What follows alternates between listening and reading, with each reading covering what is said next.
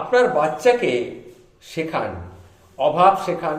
অভাব মানে বলছি না অর্ধেক ভাত খেতে দিন, কিংবা জামা কাপড় কিনে দেবেন না, বা ছেঁড়া পরিয়ে রাখুন, বা টিফিনে না খাইয়ে রাখুন। তাকে বিলাসিতার অভাবটা শিখতে দিন। এগুলো খুব প্রয়োজন।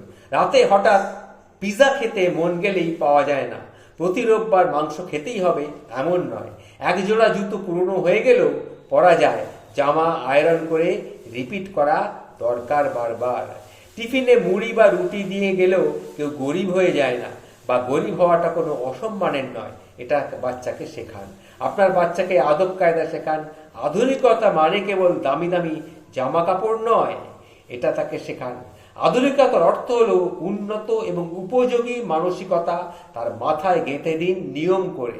আপনার বাচ্চাকে যত্ন শেখান। মা মেশিন, বাবা মানে রোজ কোষাগার, এই ধারণা যেন তার মনের মধ্যে কখনো তৈরি হয়ে না যায়। চাইলেই মা সবটা বানিয়ে দিতে পারে না, অথবা বাবা কিনে দিতে পারে না। তাকে শেখান, এটা তাকে বোঝান। হাতের কাছে ওষুধ, জলের বোতল, টুকটাক ফাইফরমাস। একটু বড় হলে বাড়ির কাজে ক্ষমতা অনুযায়ী হাত লাগাতে তাকে শেখান। আর কি শেখাবেন? বাড়িতে বৃদ্ধ বয়সের কেউ থাকলে তার পাশে কিছুক্ষণ বসতে শেখান। তার গায়ে হাত বুলিয়ে দিতে শেখান। আপনার বাচ্চাকে ভদ্রতা শেখান। অন্যের বাড়িতে এসে অন্যের জিনিসপত্র যেন ভাঙাচোরা না করে, এগুলোও তাকে একটু শেখাবেন। এই দুর্মূল্যের বাজারে কারোর ভালো লাগে না। রাস্তায় মানুষকে সম্মান করতে শেখান। সে জানুক মানুষ তার কর্ম দিয়ে সম্মানিত হয়, অর্থ দিয়ে নয়। আপনার বাচ্চাকে লিঙ্গ সমতা শেখান। ছেলে মানে ক্রিকেট খেলবে, ভিডিও গেম খেলবে, ফুটবল খেলবে, আর মেয়ে মানে রান্নাবাটি খেলবে, রান্নাবাটি করবে, এমন কথা কিন্তু কোথাও লেখা নেই।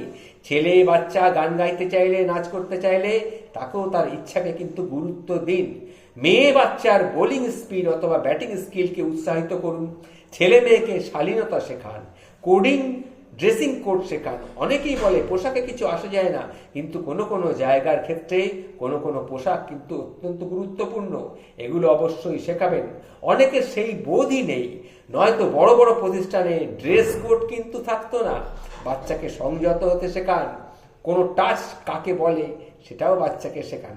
এই যে জিনিসগুলো বললাম বাচ্চাকে আপনার শেখানো কিন্তু অত্যন্ত প্রয়োজন। তাহলে দেখবেন বাচ্চাটা বড় হয়ে ঠিকঠাক একটা জায়গায় এসে পৌঁছবে।